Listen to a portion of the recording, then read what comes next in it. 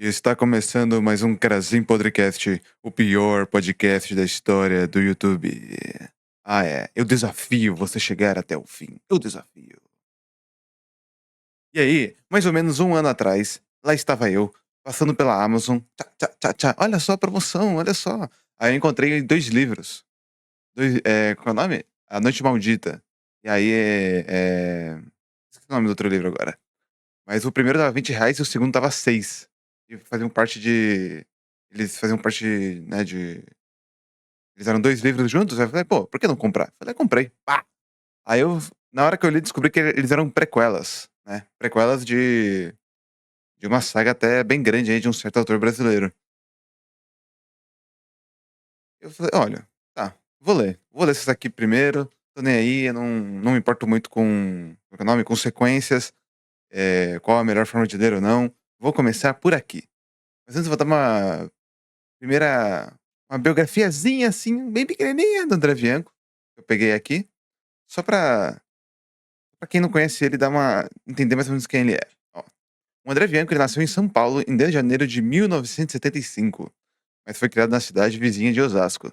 Seu sobrenome verdadeiro é Silva, sendo Bianco um pseudônimo adotado por ele para conectar sua literatura à cidade em que cresceu, homenageando a dona Primitiva Bianco, mulher que deu nome a uma das principais ruas do centro de Osasco. Bianco sempre foi fã de filmes de literatura de horror e cita Stephen King, Musashi, de Eiji Yoshikawa, Edgar Allan Poe, As Crônicas Vampirescas de Anne Rice, Henry James, esse não conheço, Victor Hugo e gibis antigos do Contos da Cripta, como algumas literaturas favoritas e maiores influências. Ele começou trabalhando como redator para o departamento de jornalismo na Rádio Jovem Pan, permanecendo lá por 2 anos, e também tinha um emprego de meio período em uma empresa de cartões de crédito. Vê que tu tem que trabalhar bastante, né, pra ser escritor. Tu não pode ser vagabundo. Essa coisa de escritor vagabundo não existe. Não existe, cara. Ele publicou seu próprio romance de estreia, O Senhor da Chuva, em 1998. Foi um grande livro, tá? Um grande livro. Ainda uma breve resenha ao livro. O livro A Noite Maldita, ele tem dois começos. Que mostra que vai, né, mostrar os dois protagonistas. E esses 2 e eu chamo isso de prólogo duplo, nome que inventei agora. Isso com certeza não existe, né, na literatura, ou talvez exista, eu não sei. Mas o primeiro prólogo ele vai mostrar e situar a luta da promotora Raquel pra prender um grande traficante, seus 2 filhos seus 2 filhos e mais uma amiga. Não, ele não vai prender o traficante e seus 2 filhos e mais uma amiga, né. Aqui meu texto deu uma embolada. Mas vai mostrar aí a Raquel aí essa promotora tentando lá prender o traficante, não sei o quê, que ele é muito perigoso, que o traficante matou meu marido. Ai, agora eu vou atrás dele. Uma mulher super heroína, né, uma baita mulher. E aí também vai mostrando esse núcleo dos 2 filhos dela lá, com uma amiguinha, que eles vão pra uma festinha lá, não sei o quê, beijar na boca, vai tocar um pagodezinho. Enquanto isso, tem um grupo terrorista armando um ataque pra matar os filhos dela. Aí, ó, pra tu ver que o livro, o o André ele não perde tempo. O livro começa assim, pá, pá, pá, pá, pá, pá, pá. Outra coisa, aí o segundo prólogo, que é do policial do Regimento de Cavalaria Cássio. Isso é algo que eu achei interessante, e eu lembro de ter visto poucas histórias de policiais, assim, que os caras eram do Regimento de Cavalaria. Poucas histórias. Isso me surpreendeu na hora. Rapaz, o cara é cavaleiro, brabo. E esse regimento de cavalaria de São Paulo, cara, eu não sou paulista, não conheço, mas aqui na história fala que os caras usam espadas. Eu não pesquisei nada sobre isso, mas eu acredito no André Bianco. Eu acredito que, como paulista que ele é, acredito que o regimento de cavalaria de São Paulo usa espada sim. Os caras são.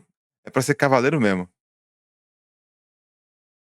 Ó, o que difere. Uma coisa muito interessante aqui nessa história, que o que difere, né, de outras narrativas de vampiro, é que aqui o vampirismo, ele não. Ele, sim, ele é transmitido por dentada, ele pode ser transmitido por dentada, você vai lá, dentro da pessoa ela vira vampiro. Ah! Só que aqui ela começa quase como uma doença cósmica. Explico. Tipo, aleatoriamente, pessoas foram se transformando em vampiro. Aleatoriamente. De um dia para o outro, O seu amigo, ele vira um vampiro. Ele começa a sentir dor de barriga, não sei o quê, ele fica meio ele não gosta muito do sol, não sei o quê, meu olho tá ardendo, não sei o quê, vou ficar aqui dentro.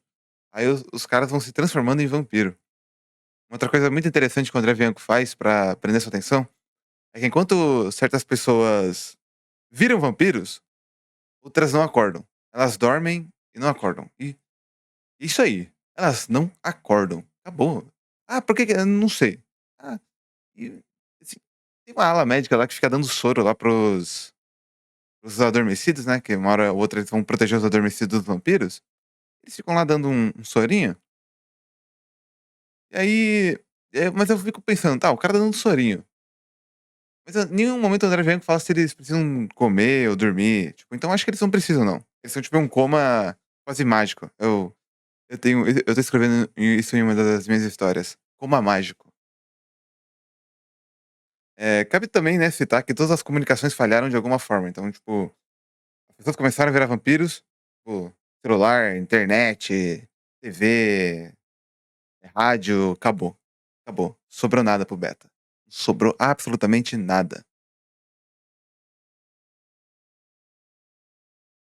A eu tô um pouco silêncio aqui, peço perdão. Ah, a segunda parte interessante disso é que as pessoas que não adormeceram e as pessoas que não viraram vampiros, elas ganharam habilidades.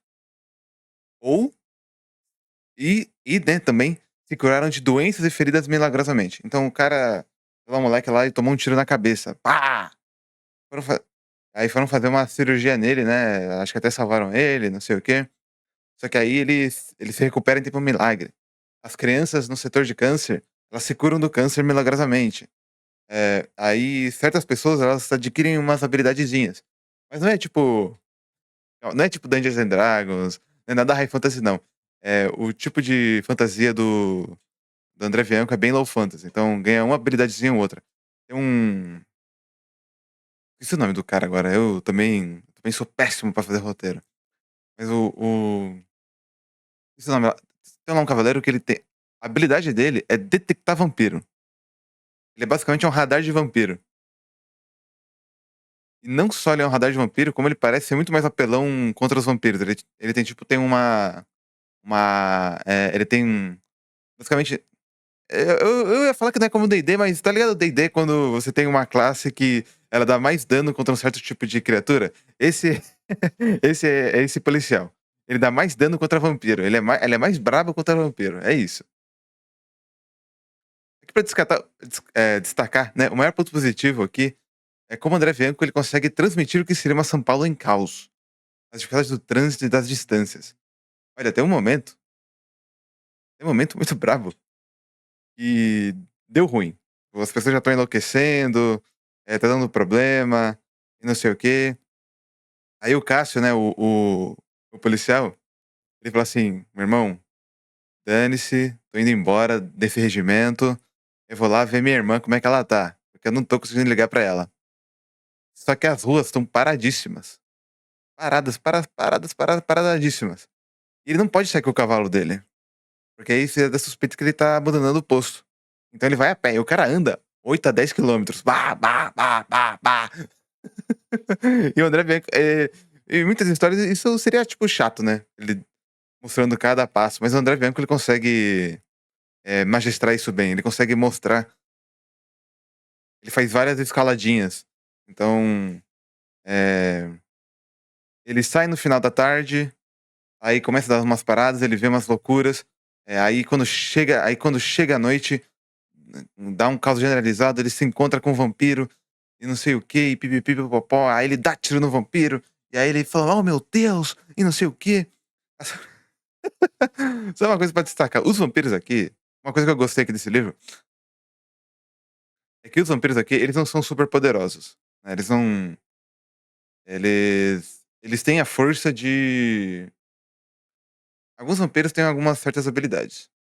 Mas eles têm a força de um ser humano comum, até onde eu entendi. Eles não parecem ser tão fortes assim, tão mais poderosos. Eles têm a força de um ser humano comum que tem muita sede de sangue.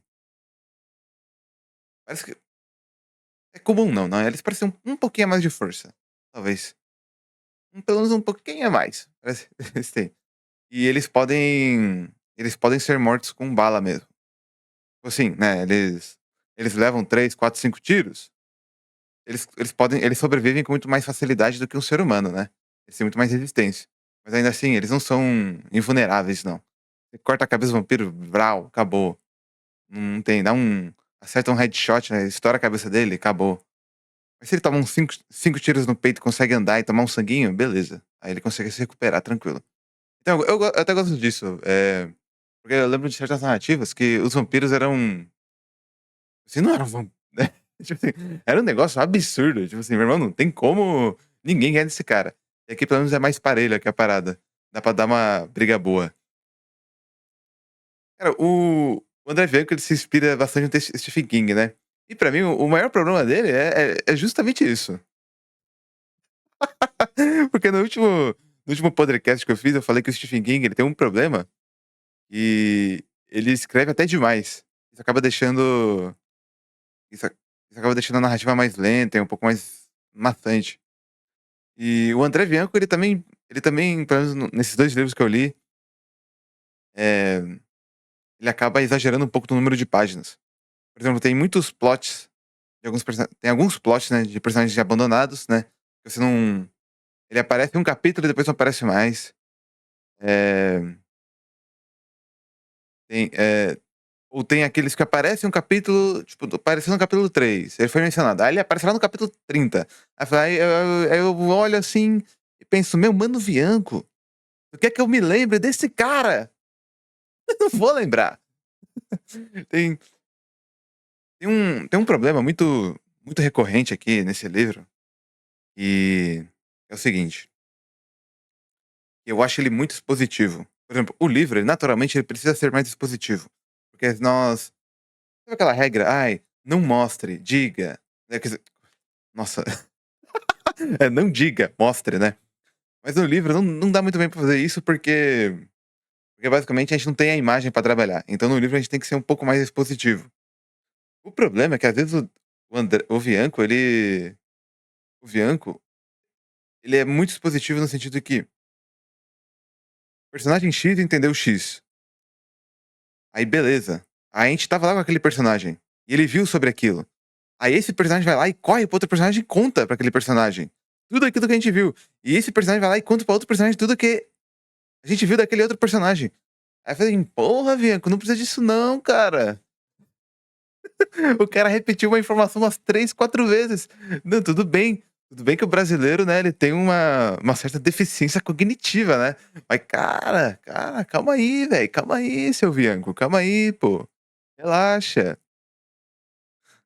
E o primeiro livro ali que eu li, ele acaba tendo umas 560 páginas. Meu irmão, isso aqui podia ter 500, 480 no máximo. Vá, vá, corta. Faltou faltou um editor aí.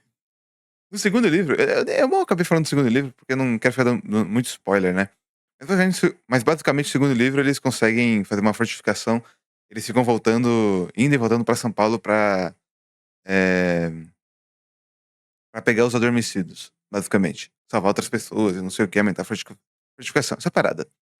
O segundo livro ele também tem esses problemas aí, que eh, ele tem menos esse problema da repetição de informação, mas ele também tem essa coisa de também ter, às vezes, personagens demais. Acho que pra mim esse é o principal problema do André Bianco, é personagens demais. Eu sei que nem todo personagem que aparece precisa ter uma grande história, não sei o quê, e muitos desses personagens que ele descreve acaba não sendo muito funcional pra trama. E pra mim esse é um problema, em geral aí dessas 2 histórias do Bianco. Eu não sei como são os outros, mas a questão da qualidade da escrita dele é muito boa. Ele consegue por exemplo, se num livro eu leio, tipo, se no livro normal eu leio 40 páginas em 1 hora, acho que com o André Bianco, acho que eu lia umas 70, até 80 por hora. Tipo, a escrita dele é bem fluida. Isso tem que dar a César o que é de César. Agora pra falar do título, né, falar do título. Cara, esse aqui é um Dark Fantasy, né? É o melhor Dark Fantasy brasileiro. Por quê? Porque eu só li esse. E tem gente que pode comentar não, ninguém comenta nessa merda de canal. Mas tem gente que pode falar: "Ah, mas não é assim que é Dark Fantasy, é uma história gótica". Ô meu filho, o Dark Fantasy saiu da onde, cara? O Dark Fantasy saiu da histórias góticas. Se você não sabe, conto porra, conto infantil, tipo Bela Adormecida, não é Bela Adormecida, né, mas Chapeuzinho Vermelho, como antigamente eles eram muito mais violentos, eles eram também chamados de Dark Fantasies. Eles podem ser colocados como Dark Fantasy. Só por só porque o Dark Fantasy não é como Berserk, não quer dizer que ele não seja Dark Fantasy, tá, galera? Só pra deixar isso claro. Então é isso, essas foram a minha primeira impressão sobre o André Bianco foi positiva. Eu acho ele é um bom autor, eh, como, como escritor que sou, eu já absorvi o que devo não fazer, né. Eu também não consigo trabalhar muito bem milhares de personagens, eu prefiro fazer histórias contidas de, no máximo 2 no máximo 5 personagens. E o André Bianco ele consegue me inspirar nesse sentido, igual o Stephen King, que, eh, como eu não consigo escrever muito, eu escrevo pouco, ele me inspira a escrever muito. Eu digo não no sentido de frequência de escrita, eu digo no sentido de tamanho mesmo de texto. Enquanto muitos autores aí, eles escrevem 20 páginas por dia pra fazer o livro deles, cara, eu escrevo 2. Escrevo 2 ou 3. Eu não eu até consigo manter uma frequência, mas a quantidade é bem pouquinho. Então é isso, tá? Não vou delongar muito os senhores. Até mais. E esse foi mais um Crazinho Podcast, o pior podcast da história do YouTube.